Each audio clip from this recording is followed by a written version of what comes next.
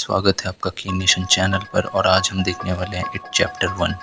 Movie की शुरुआत में हम बिल और उसके छोटे भाई जॉर्जी को देखते हैं। बिल अपने भाई को खेलने के लिए पेपर की बोट देता है, जिसे लेकर जॉर्जी बारिश में खेलते हुए बाहर चला जाता है। खेलते हुए जॉर्जी गिर जाता है और उसकी बोट बहकर एक सीवर में चली जाती है।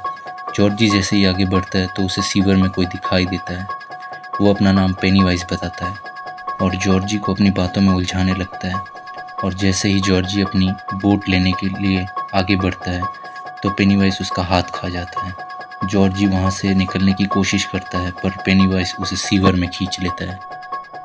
फिर हमें कुछ महीने बाद का सीन दिखाया जाता है। यहाँ पर हमें एक स्कूल दिखाया जाता है जिसके समर वेकेशन स्टार्ट होने वाले थे। यहाँ पर हम बिल के साथ उसके कुछ दोस्तों को भी देखते हैं जिनका नाम एडी, स्टैनली और रिची होता है। दूसरी तरफ हम दो और कैरेक्टर्स को देखते हैं जिनका नाम होता है बेवरली और बेन। बेन इस टाउन में नया होता है जिसकी वजह से उसके यहाँ ज़्यादा दोस्त नहीं होते। बेवरली से उसकी अच्छी दोस्ती हो जाती है। लास्ट में हम एक और मेन कैरेक्टर को देखते हैं जिसका नाम होता है माइक। माइक एक शिप हाउस में रहता है जहाँ उसका काम होता है मीट का। उसे यहाँ जानवरों को मारना होता है, लेकिन माइक को ये काम बिल्कुल पसंद नहीं होता। माइक किसी को मारना नहीं चाहता। ये देखकर उसके दादाजी उससे कहते हैं कि इस दुनिया में सिर्फ दो तरह के लोग होते हैं, एक जो जान लेते हैं और दूसरे वो जो इन जानवरों की तरह बिना मतलब अपनी जान दे देते हैं। अब अगले सीन में हम माइक को देखते हैं जो कि एक मीट शॉप गया होता है। वहाँ हम देखते हैं कि डोर ओपन हो जाता है और हम पेनीवाइज की एक झलक देखते हैं। माइक डर के वहाँ से भाग जाता है। अब हमें स्टैनली को दिखाया जाता है जो कुछ रिलीजियस बुक पढ़ रहा होता है, पर वो उस बुक को ठीक से पढ़ नहीं पाता, जिससे उसके पिता बहुत निराश होते हैं और उसे उस बुक को अपने ऑफिस में रख देने के लिए कहते हैं। स्टैनली उस बुक को ऑफिस में रखने चाहता है, तभी जिस तस्वीर से स्टैनली को डर लगता है वो औरत तस्वीर से बाहर निकलकर स्टैनली पर हावी हो जाती है।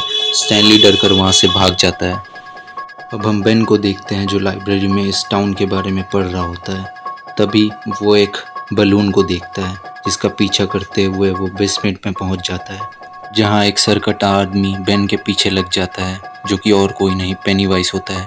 बेन बहुत डर जाता है और जैसे तैसे वहां से भाग जाता है, लेकिन वहां स्कूल के कुछ बुली बच्चे उसे पकड़ लेते हैं जिनका नाम हेनरी, पैट्रिक और विक्टर होता है। हेनरी चाकू से बेन के पेट पे एच लिख देता है।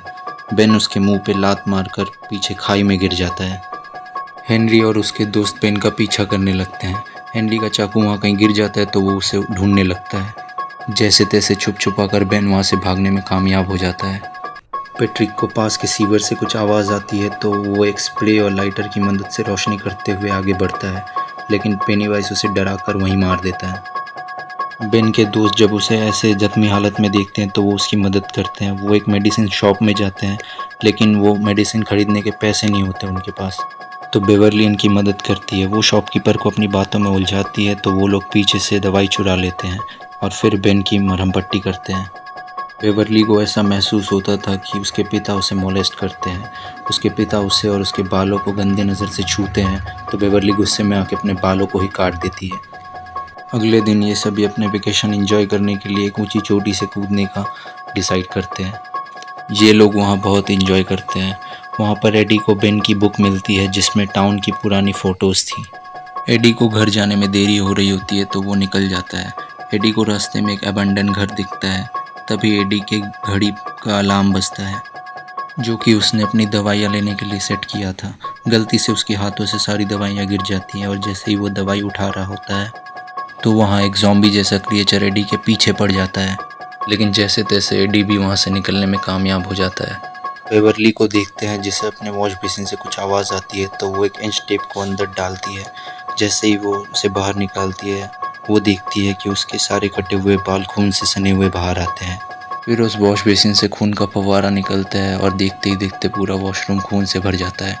उसके चिल्लाने की आवाज़ सुन के उसके पिता वहाँ आ जाते हैं और उससे कहते हैं तुम इतना चिल्ला क्यों रही हो और तुम्हें इतना चिल्लाना नहीं चाहिए।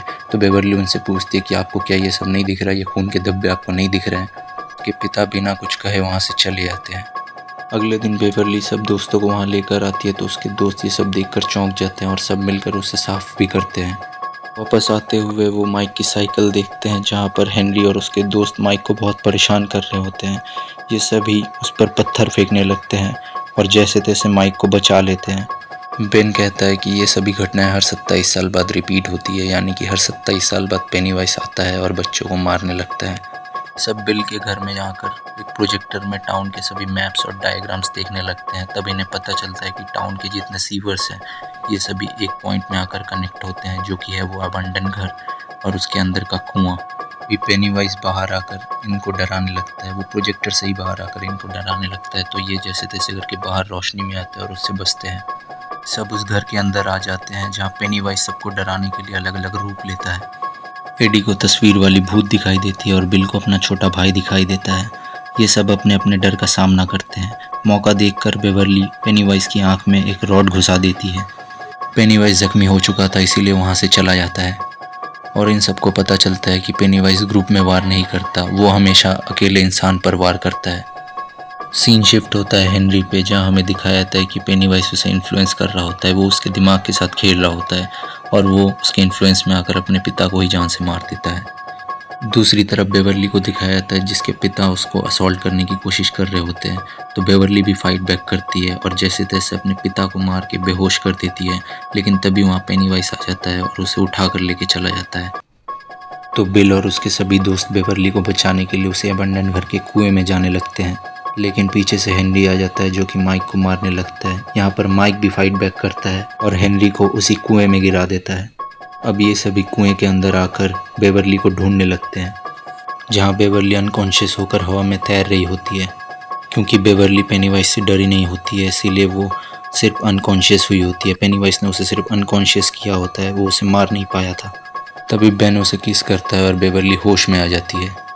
यहाँ बिल का छोटा भाई बिल के सामने आकर उसे अपने साथ जाने के लिए कहता है, लेकिन बिल जानता था कि वो उसका असली भाई नहीं है। बिल उसके माथे पर एक शूट कर देता है। शूट करते ही वो इट यानी पेनीवाइज में बदल जाता है।